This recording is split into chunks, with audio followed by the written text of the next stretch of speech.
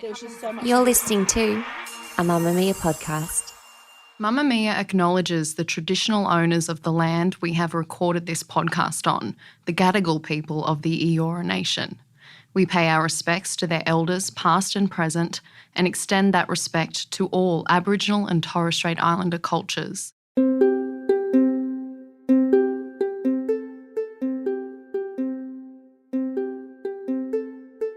Tara Moss is used to being stared at by strangers, on social media, and even more so in real life, on the street, in the supermarket. It's been happening to her since she was a teenager. Her distinctive height and striking features have always made Tara stand out. And by the time she was 14, she'd already signed a modelling contract. When you hear her name, you might think of a tall, successful, beautiful blonde model, an author, a celebrity. And at the age of 48 now, she's indeed all of those things, except blonde. She hasn't been that for a while. But now, people often stare for a different reason, and it's one she's still coming to terms with. People are not staring at me, but they might be staring at the wheelchair, or might be staring away from me because they don't want to look, or, it is different. It's very different. From Mamamia, you're listening to No Filter, a podcast where people tell their stories very candidly and aren't afraid to be vulnerable. My name is Mia Friedman. Tara Moss is a lot of things. The best-selling author of 14 books. Her latest is called Ghosts of Paris. She's a documentary host, an advocate for women, a mother. And something most people might not realise is that in recent years, Tara is also someone who uses mobility aids. Sometimes a cane, she calls it Wolfie, sometimes a walker, and often these days, a wheelchair. Tara's life took a very unexpected turn a few years ago, and it's something she's still processing, still learning about. And today, she's talking about it. Tara Moss, the last time I saw you, I think we were on stage at the Opera House talking about our vaginas. That's like something we would do. Yeah. And in front of an audience, no less. That's totally something we would do. Neither of us are actors, but we were, for some reason, part of quite an eclectic group that included Beck Hewitt and I can't remember the others doing the vagina monologues, Eve Ensler's play. It was a while ago now, and it's funny you should say that neither of us are actors because I was again reminded of that at the time, standing on stage trying to do the monologue. It was hard, man. It's funny because I have been asked over the years, like, do you do acting or would you do a part? And it's funny, I can be myself in any situation and speak about all types of things, but I can't really speak other people's words. I'm just terrible at it. It's a certain talent. It's a skill I really admire in others, and I just don't have it myself. I've heard you described yourself as a method writer, which I thought was so brilliant. I've never heard that expression before. And you referenced it about the way you dive so deep in terms of, you've written nonfiction, but particularly in terms of your fiction. Can you tell me some of the things that you've done as part of this method writing and why you need to do it? I find experiences so fulfilling and fascinating, even experiences I only want to have once. Like I was choked unconscious and set on fire at different times, thankfully, because I don't think I could get through that weekend if it was both at once. And those were for research for my crime novels. I will happily really avoid ever having that experience again in both cases, but they both gave me a sense of what that feels like so I could write it properly. And there are people who are set on fire for like their work, whether they're working in television, they're that person streaking through the scene with, protective gear on in flames, a pretty wild job. And in fact, it was stunt people who did that particular stunt with me. So professionals at that very thing. There are people who do this for a living, Mia, amazingly. Wow. And also same with being choked unconscious. I was choked unconscious by Big John McCarthy, who's an ultimate fighter and at the time was living in Los Angeles and training the LAPD in hand-to-hand combat. So an expert literally in that very thing. How is that safe, Tara? It is not something to do at home. And I will say to your listeners right now, do not play around with this stuff. It's cutting off oxygen supply to your brain, which is a very, very serious thing to do, not to be taken lightly. However, if you're in ultimate fighting and wrestling, this is like part of the job description. And so they were able to show me, Big John had another wrestler friend with him who was this tiny, wiry woman, amazing wrestler. She like basically climbed up him because he's 6'6", locked around him like a python and choked him unconscious, and he dropped the mat. And I watched that and went, okay.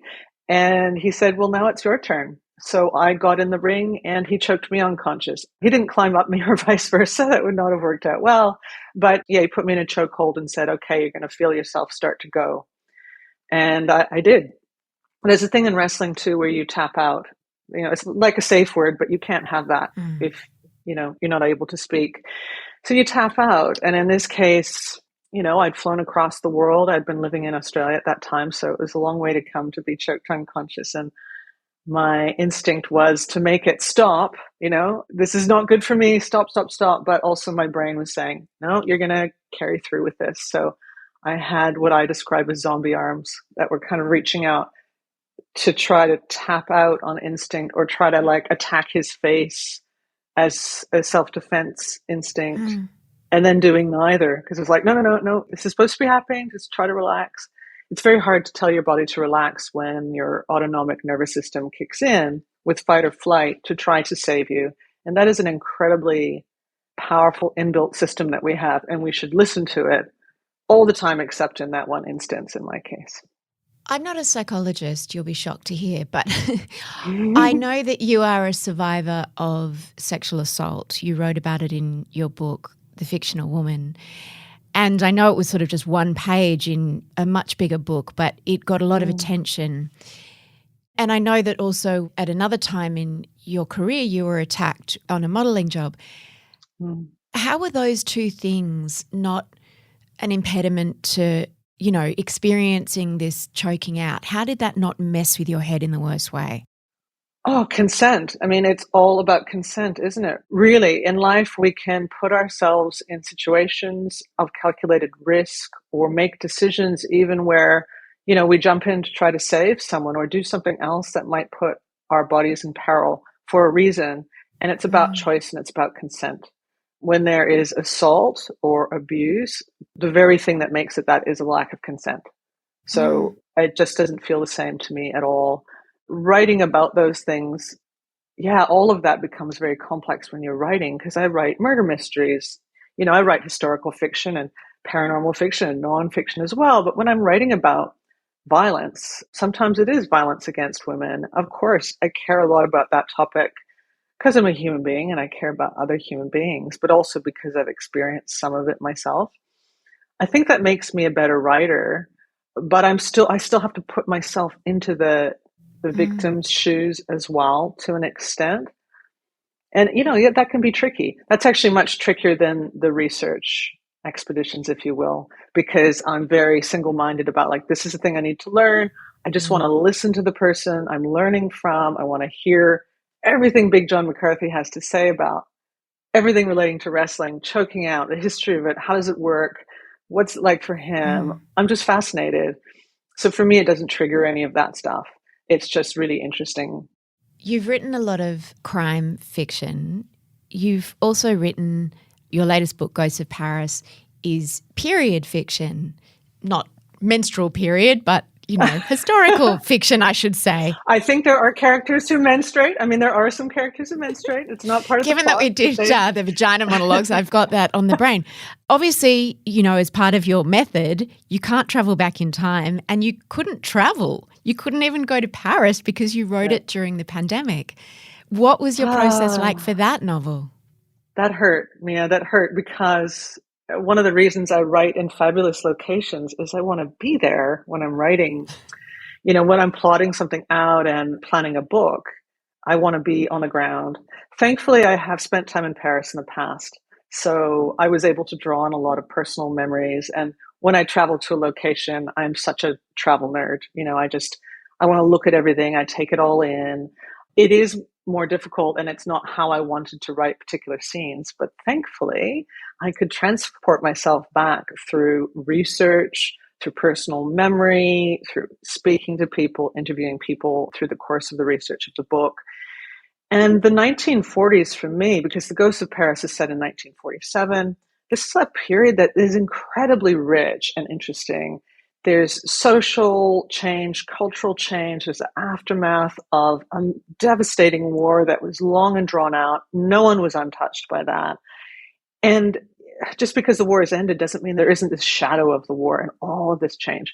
So the 40s for me are a really rich period to transport myself to. And I've really been doing that since I was a kid, whether it's hearing family stories about the war and the aftermath, whether it's nerding out on hard-boiled fiction, your Chandler and all of that, or whether it's watching film noir. This is a period that just draws me right in. So it's one of the most fun periods to research for me. The War Widow was set in 1946. This is 1947. So I'm like right in my sweet spot in terms of, setting and timing. And the thing that drives me to write books is so often it's about the characters and putting them into a situation where it'll be explosive when they interact. What happens when these two characters come together? And then for me, what happens when they come together in this particular moment in time when all this is going on, when women are being told to go back to the kitchens, thanks for your help during the war. We've all been encouraging you to go out and, do all this other work. Now back to the kitchen. Thanks very much. And that pressure as a woman who has her own agency and is working. It's interesting what you say about being a method writer and throwing yourself into things, because you're someone that's been in the public eye for a long time. You're someone that I have known or have watched for 20 years, maybe more. When I was thinking about talking to you today, I was thinking about the different phases of Tara that I can think about purely from the outside. So I remember when you were into snakes and you rode a Harley and you were all about wearing leather and you had tattoos. And then you went through more of probably how you dress now, like a 40s, I don't know even what you'd call it, but just a vintage style. I'm not always in vintage style, but I do a lot of vintage. Yeah. And you go all out. Like it seems to me that you almost transform yourself. Is that a conscious thing? How does that work for you? There's a line that came into my head recently just about transitions in life. And I thought, deaths. I've had a few. I feel like I've had a few deaths in my life. I've had deaths of previous elements of myself and previous lives within this lifetime. It might sound strange to someone else to say that, but I really have had big changes. Sometimes changes I wanted, sometimes really not. Life throws stuff at us and we need to adapt and change. And I can love all those previous selves that are maybe not so present anymore, but were part of me at one stage. And I think we all go through those transitions in life. It's just, for me, it's been certainly more outwardly obvious, but also I think in a lot of ways it's just been a little bit more extreme in my case. There's lots of people like me and more extreme stories, absolutely. But for me, there have been some really distinct moments of change. And I don't shy away from that. The worst thing you can do is not accept what's happening when your life changes. And right now, of course, I'm thinking of becoming injured 6 years ago and becoming disabled and having to grieve like the previous me. I mean, that's like a type of death. I'm very alive and loving life, but the previous me, I just can't do the things I used to do. My life is completely changed. And so I can look at that as like a renewal and a new beginning, and embracing what is now and accepting that it is not what was then. It has changed. You have a condition called CRPS. Can you explain what that is and how you developed it? Yeah, CRPS stands for Complex Regional Pain Syndrome. It's complex in name because it is complex in nature as well. It generally involves a lot of different systems in the body. So the peripheral nervous system, the central nervous system, often the autonomic nervous system is affected. In my case, that's true. The immune system, all of these different systems of the body are impacted. But the characteristic that defines it the most is pain. Complex regional pain syndrome is known as, we're generally given the title of being the most painful disease that is known. I don't know if we can really put labels like that on things. I think it's problematic to compare pain, but it is an extremely painful condition and is famously so. Where does it hurt for you? Where is your pain? It has spread. So I have ipsilateral complex regional pain syndrome, which means it began in my right hip. I had a hip injury in 2016, spread down the right leg, and now it's also spread up the full right side of my body. So it separates my body in two pretty much like a ruler. And that's the nervous system doing that. So there's the site of the original injury is always where it's the most painful. But now I also get unusual sensations and pain sensations through the full right side, including like down my face and my scalp and my ear and, my right arm and all that kind of stuff. There's a certain number of cases, like a percentage of cases where a spread happens. It is like a risk with CRPS. People don't really know enough about it. And I guess because it's largely invisible. Can you compare the pain to anything? Mine is cold CRPS. So it's a bit like a cold fire. Some people describe it like being burned alive. Sometimes it is like that. It's a cold fire feeling. It's burning, or like being, having part of your body in a bucket of ice that you can't get out of. But it changes as well. It changes all the time. So it varies in intensity. The pain levels vary, and I'm pretty much on a daily basis just managing that, like trying to keep it as low as possible, trying to manage it, as well as possible, and pacing. I use mobility aids a lot to manage my pain because weight bearing is a primary trigger for the original site of the injury, the hip. So often I'm using a wheelchair or, a walker, or a cane was okay for the first few years. And all these things we really developed to try to just manage. And there's lots of people out there with CRPS. It's not super common, but there are people around the world who've had this. And it was first recorded back in the Civil War days. So it's had a few different names, and now that is CRPS. Are you in pain right now? Always, yeah, always. So it's constant? It varies, but it's constant. There's no zero pain. But I do always say, like, for other chronic pain sufferers, because it's an amazing community of people who are going through this, I talk about wishing someone pain-free moments, wishing you pain-free moments or pain-free days, like whatever's possible for you. And just accepting that, like, a really good day for me might be a 5 out of 10 pain. Like, that's like, that's like hallelujah level of relief, And when I have a low pain day, I'm about the happiest human being on the planet. Like, there's no comparison. Sorry, my dog's just walked in and flapped her ears, and I've got lots of support from my pets at home. But when I have a low pain day, it might be a lot higher pain than other people are used to, but everything's relative, isn't it? And so I just feel incredible relief anytime that I can, and I enjoy that, and I live as fully as is possible to do so, knowing that I have to manage this particular disorder. Some people are born with disabilities or develop them when they're young. Others become disabled from an accident quite suddenly. You had an injury which I imagine you assumed would get better. You had surgery to try to fix that injury. It's developed since then. At what point do you go from thinking, I'm going to get better, to identifying as a member of the disability community and saying, okay, this is Tara's new life? Yeah, that's a really difficult one. Everybody has a different journey with that.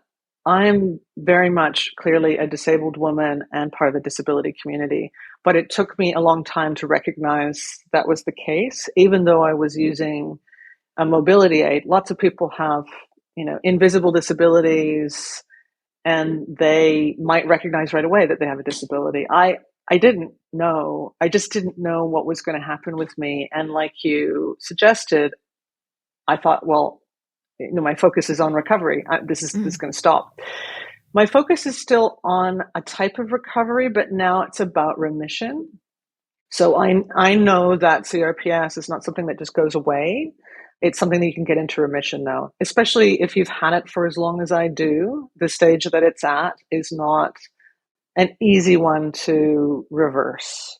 And I guess there is a point at which denying the changes that have taken place and where things are at actually does more damage than just accepting, seeing what's happening and working with it. And I think that is often the challenge with recognizing disability, is actually going, oh, wait a moment, like, I'm not doing myself a service by feeling funny using this mobility aid in public, or feel uncomfortable talking about my access needs, or feeling weird about having to stay in bed all day. After a while, you have to kind of accept it. Well, it's been a few years now. This is what's happening. I'm going to listen to that and listen to my body and see what's possible within the body that I now live. It's not the same as it used to be. And that's a process of grief. And for many people, that process of grieving never really stops. And for me, I'm through some of it and not all of it. And I still have days where, I just want to go hiking like I used to, or I just want to do simple things like, get up from my car and walk across the parking lot and get something. And I can't. And that particular moment on that particular day, that might feel really frustrating. Just like, oh, it'd be so simple if I could just, like when I'm wheeling through town using my wheelchair, for example, and I hit a big set of stairs, and like right at the top of the stairs is the place I need to go. And I'm just sitting there at the bottom of the stairs in the wheelchair going like, how did I get here? How did I get to this moment in time when I'm facing this obstacle that used to not be an obstacle at all for me? It's just that thing that I guess I hinted at before about accepting the death of the old and embracing the new. And this is where things are. This is what is happening. I guess embracing that is very important. You are an extraordinarily striking woman. Allow me to be superficial for a moment. You have been since you were a teenage girl. You modelled for a long time all over the world. You're very tall. You've got incredible bone structure. Should I keep going? You're very striking. And I imagine you're used to being very visible when you walk down the street with everything that brings. And I'm sure it brings some unwelcome attention as far as the male gaze goes. But you're used to being very visible.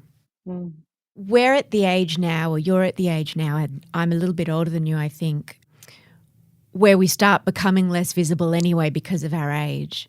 But for you, that's coincided with your disability.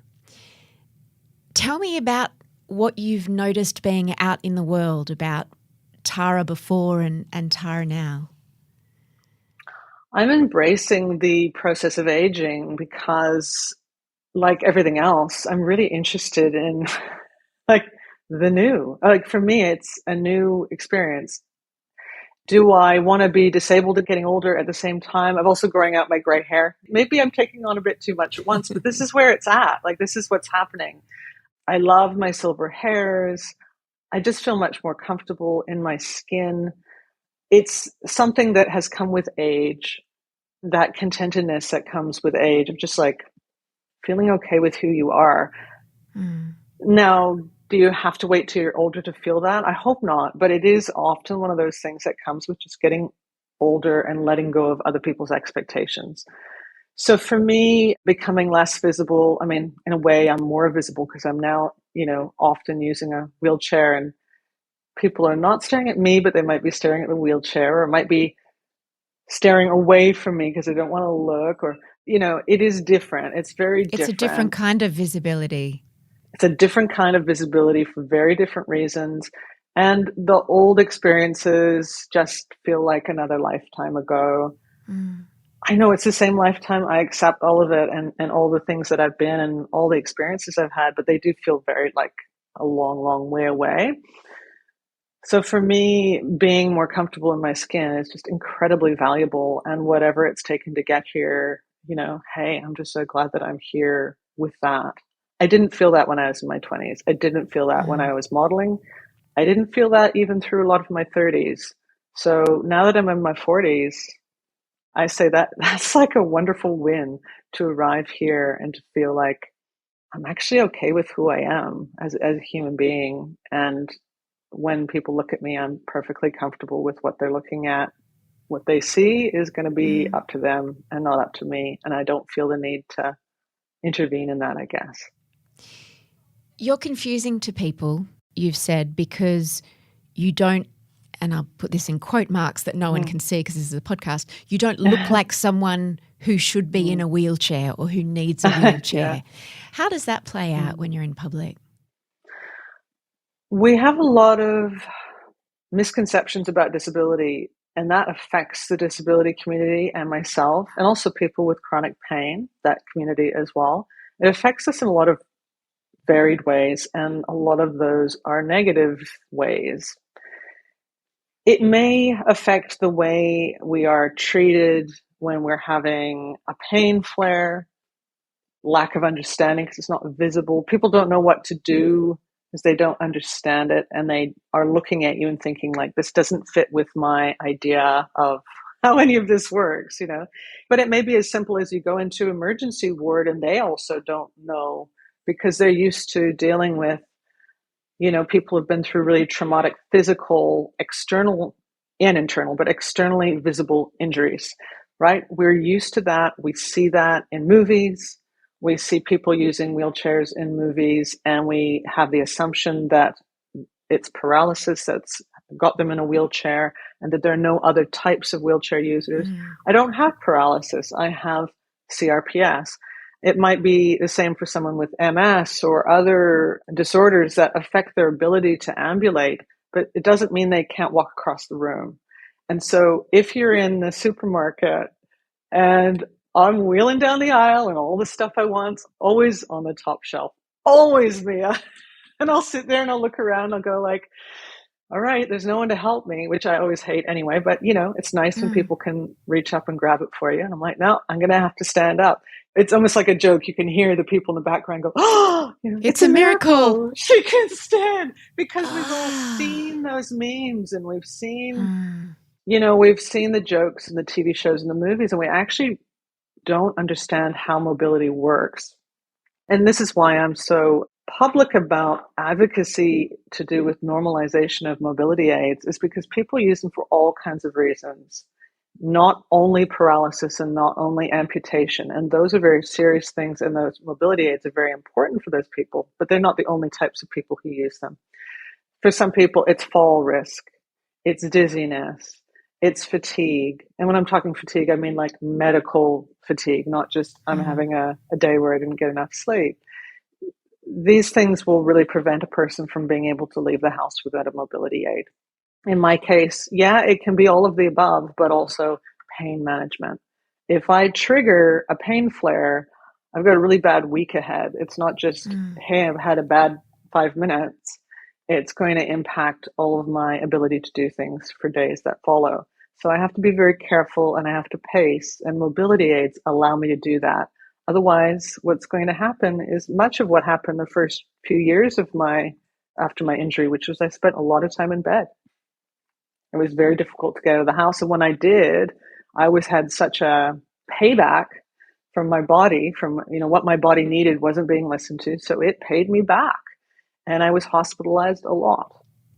And that's not what we want. So we have to listen to our bodies and use the tools that are available to us. And for many people, mobility aids will be those tools that can help. Implicit in what you just described, that idea of, you know, wheeling yourself down the aisle in the supermarket and standing up to get something, is what's unspoken the idea that maybe you're faking it? Yeah. And is that ever not unspoken? Do people ever come out and accuse you of doing it for attention? Or I don't know, what do people say? I've never had that, but I've seen, we're soaking in that culture. All of us, we're soaking in that culture of this idea that people are disabled for, this is hilarious, for the parking spot, you know, like, ooh, you know, they're getting these incredible like bonuses, and the disability policing that comes with that, usually from non-disabled people, almost always from non-disabled people. It'll be like, wait a second, you don't need that parking spot. That's for real disabled people. And then it'll be like, well, I've got the placard from my doctor. And then they'll, you know, usually be a little quiet once they see the wheelchair come out. But they don't expect someone who isn't elderly and who can drive her own vehicle, which I do at this stage, I'm able to do, they don't expect necessarily that you're going to pull up. A lot of people do that. In fact, a lot of people with paralysis drive their own cars. They're out there in the community.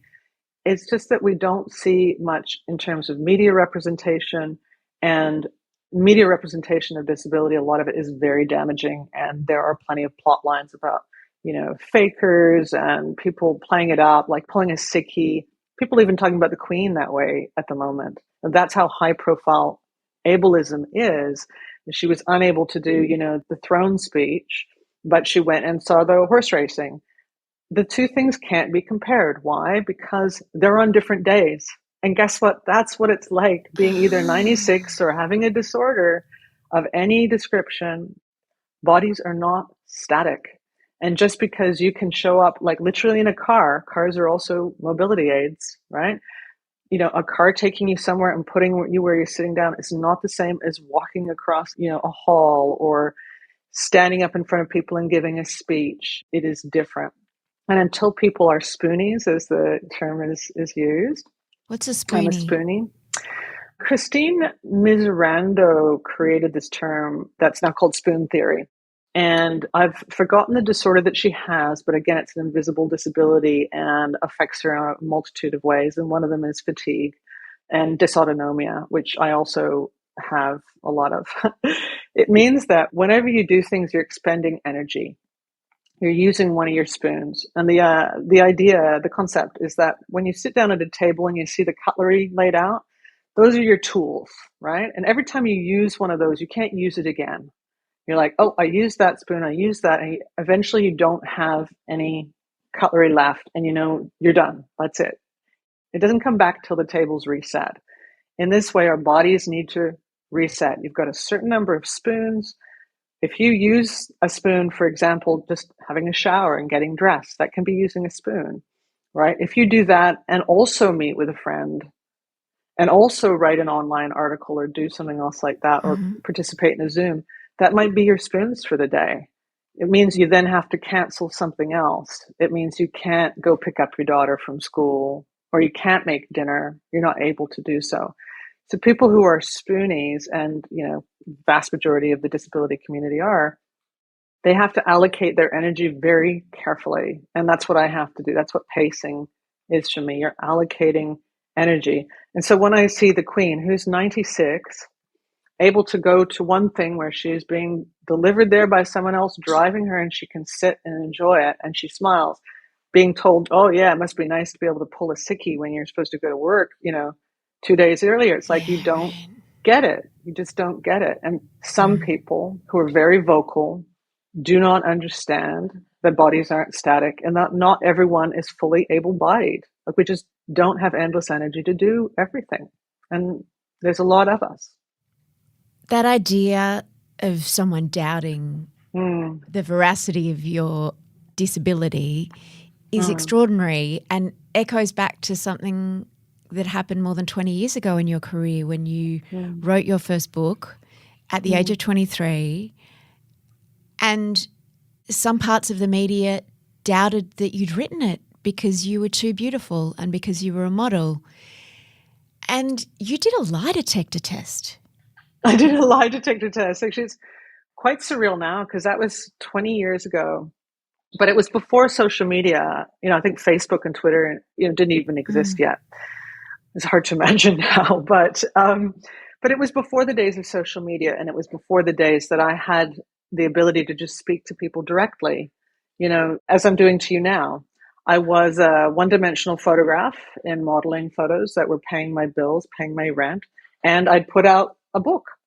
And some people had difficulty figuring out how the two things could go together. The extraordinary sexism and misogyny inherent in that. So many things happened in the 90s that kind of we went, and then you look back at them through the lens that we have now, and you just think, how did that even happen? Yeah. Look, we do want to categorize people. We do that across, gender lines, racial lines, lines of like disability and, all of these different areas. But we do it to people in different ways. And for women, there's a whole kind of, does she have brains or is she pretty? dichotomy, which just Choose. doesn't, You can only have one. Yeah, it doesn't correlate with real life, of course. Hi, I'm Tara Moss, and you're listening to No Filter with Mia Friedman. Tara, you lost your mum at quite a young age, and I wanted to ask you the times in your life that you've missed her the most. I'm sorry if that's too personal, but I was thinking particularly when you became a mother, like the idea of, and the mother to a daughter. Yeah, very much. I have come around to a feeling that I've lost certain memories and opportunities with her, but I actually don't feel like I've lost her because I still feel very connected with her. I feel her presence and I feel just love. And I haven't always felt that. The grief did get in the way of being able to feel like I was still connected with her.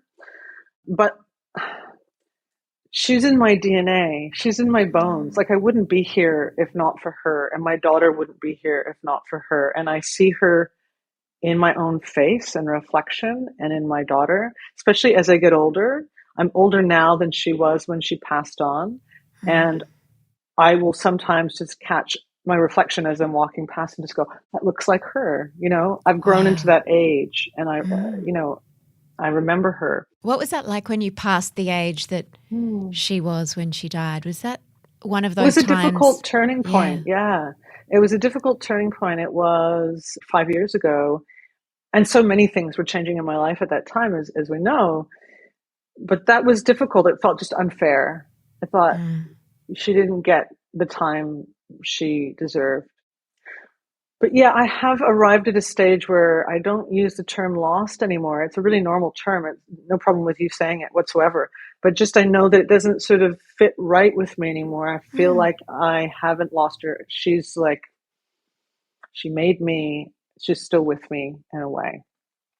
When I was dealing with her death, it was very difficult to imagine that life could keep going, you know?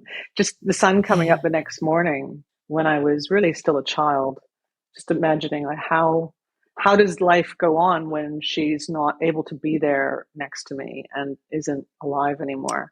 That was really hard. And there was a great grief and sadness in me for many decades. You know, every Mother's Day, every time it's her birthday, you know, her birthday will be in June, not too far off my book launch date, actually. And I always, you know, take time to remember those moments and those days, and I'll take flowers to her grave, and I involve my daughter very much in that as well. And we, you know, we remember and honor her and have her pictures around and think on her, and she stays alive for us in so many ways because of that. But I found that incredibly difficult for decades. It was too painful for me. I've learned through therapy that sometimes when I'm going through something really distressing that's related to my past, and I won't know why it's suddenly come up, and it will be because one of my children is the age that I was when something or other happened in my life. Your daughter, Sophia, must be getting to be around the age when you were when you lost your mum. It'll be a few years, but not far off. You're right. And I guess, I mean, I'm just pleased we're at the stage where we have these really beautiful interactions with each other about her and her memory. It just isn't the same as it was for me years ago, I guess is the only thing I can say. Grief is real and it lives and it never really goes away, but other things don't have to be supplanted by it anymore. I'm able to experience that love and connection, to tell those stories and retell those stories of her and what she's like, to go and visit her memorial, to, you know, have my daughter with me when I'm doing that. And I don't cry every time now. I don't just go there and weep and feel all this hard and heavy, difficult stuff. I actually go there and I feel just so happy for every moment I had with her. You know, it's not a Hallmark card. It's actually, it's hard to express the feeling, but the expression is one of gratitude and a sense of just, you know, there's this belonging and connection with someone, and that hasn't been severed by her death. Tara, you lived in Australia from the time you were about 22 until just before the pandemic, or when the pandemic started, you moved home to Canada. What took you back home? A few things. Mostly it's about my dad and my stepmom. They're in their 80s now, and they really, they deserve to have lots of time with their granddaughter. Saphira is the only grandchild in the family, and that was never a plan, but here is what's happening. And it's important regardless, but perhaps especially because she's the only granddaughter, and Saphira grew up in Australia through all the rest of her childhood. And I want her to have some of her childhood here too in Canada, like I did. So it's been a real joy to walk those familiar streets and take her to parks I went to and to see places that I remember from being her age. And that's been so beautiful. And to, kind of to reestablish and mend even some of that distance that has been part of my life for so many decades, being overseas, always flying around, just being here, just showing up, I think is so important. And the time to do that is now. This is the time. It won't be in 10 years. It's now. So I'm here and embracing it, and it feels like the right place to be. And I just feel incredibly privileged and lucky that I can return to this hometown and these people and my family here and spend this time. And who knows where I will be living in future. I try not to cast forward too far, just sort of be where I am. How's your pandemic been? That's a big question, isn't it? It's a big question. We've been really fortunate in so many ways, but we also have really restricted a lot of things because I'm at higher risk because of my condition. So I have so far been fortunate not to get COVID. I also have changed a lot of my life because of the need to avoid getting it. And that's been the case for my family. What changes have you made? What have you had to do? Well, our daughter, we homeschooled her quite a bit. We have not gathered in groups. A lot of people we love that we haven't been able to see or can only see outside in certain circumstances. And, getting vaccines and boosters are only able to change a certain amount of that. It doesn't just mean we can now go and do anything. So for some people, I see them wandering around without masks like the pandemic's over, but for the disability community, it kind of never will be. So I've had to adapt to that. It has meant massive changes in my life again, but the biggest changes really came 6 years ago, and this just feels like a follow-on. Once you have something like CRPS, like every day is changed regardless. The pandemic just adds an extra layer to it because there's certain things, additional things that you have to look out for. You're always looking out to, make sure that you can function as well as possible. And now it's like extra layers of stuff, masks and, avoiding certain scenarios and stuff like that.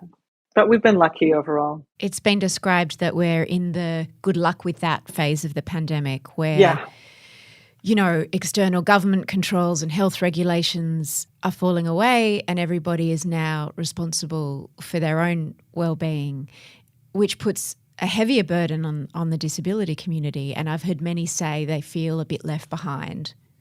Yeah, and I think it's, responsible for their own health is only part of the puzzle because you're also responsible for the health of others. And that's the thing about viruses.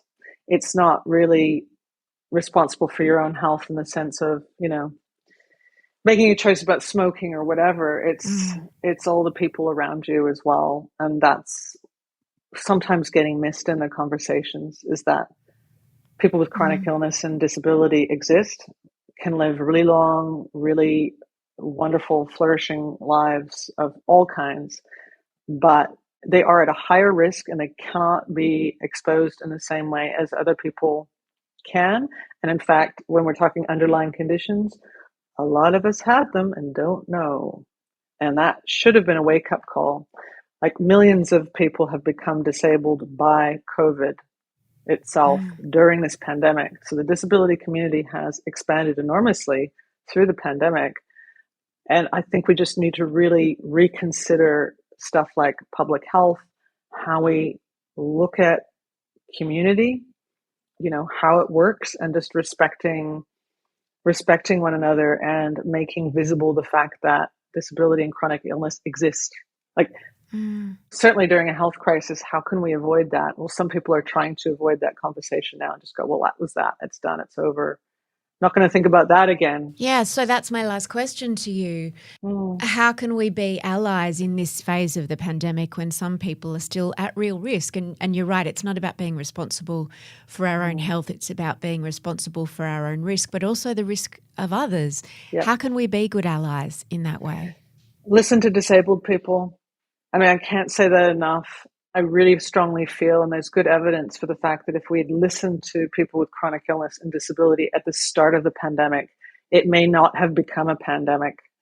There are a lot of people who have immune disorders who understand how all of this works already, who have bodies of knowledge we should be paying attention to and listening to, and they were ignored, almost entirely ignored. And even just the fact that we knew which demographics were at the highest risk and just didn't address that. We're just going like, oh, it's people with, underlying conditions. It's like, that's like a third of the population. I mean, I don't know what the numbers are in Australia, but it's comparable to Canada, and it's a third of the population here. So, it's not foreign. It's not like, oh, it's that fringe small community there. It's like, these are our communities. We're living amongst each other. We need to be mindful of each other. And I think listening to people with disability and what they know from lived experience, like they've had to be experts in this. I think we can do a lot better with public health and pandemics going forward if we include and listen to people with disabilities. Tara, I know you have to go. I wanted to thank you. I'm so grateful that we got one of your spoons today. I know that there are limited spoons on the table, and thank you so much. It's just been so wonderful to talk to you, and congratulations on Ghosts of Paris. It's been just gorgeous to speak. It's been so lovely, and your accent is making me just miss Australia and my Australian friends so much. So it's been such a pleasure. I really appreciate you taking the time, and thanks for digging into these topics that a lot of people gloss over. It makes a difference. Thank you. After Tara and I finished our interview, we got chatting about relationships, and I was asking about her husband and the way that they met. She was actually kicked off a dating site for a reason that you won't even believe. Mamamia's paid subscribers have access to that continued episode of No Filter through the link in our show notes.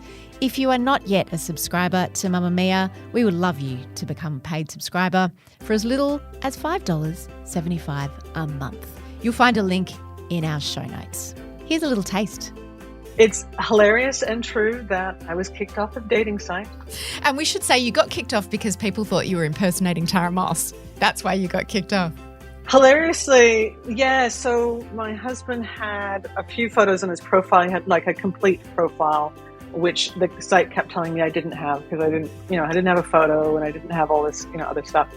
Anyway, I felt bad after we'd been interacting for a while. And so I thought, I'm going to upload a photo behind a password so only he can see it. And then he can know that he's actually speaking to someone who's roughly his age and the opposite sex, just like I've been saying I am. And I uploaded it and then just lost the profile and couldn't access the site anymore. And I found out that I'd been booted off for impersonating Tara Moss. Tara's new book, Ghosts of Paris, is available now at any good bookstore, and you'll find a link for that in our show notes too. Our producer is Gia Moylan. The executive producer is Eliza Ratliff, and I'm Mia Friedman. Just by listening to this podcast, you have helped send 350 girls to school today. To help us educate more girls in disadvantaged communities all over the world, that is what we do here at Mamamia. You can become a paid subscriber by following the link in the episode description for unlimited access to all the best content for women, including some special bonus episodes of No Filter.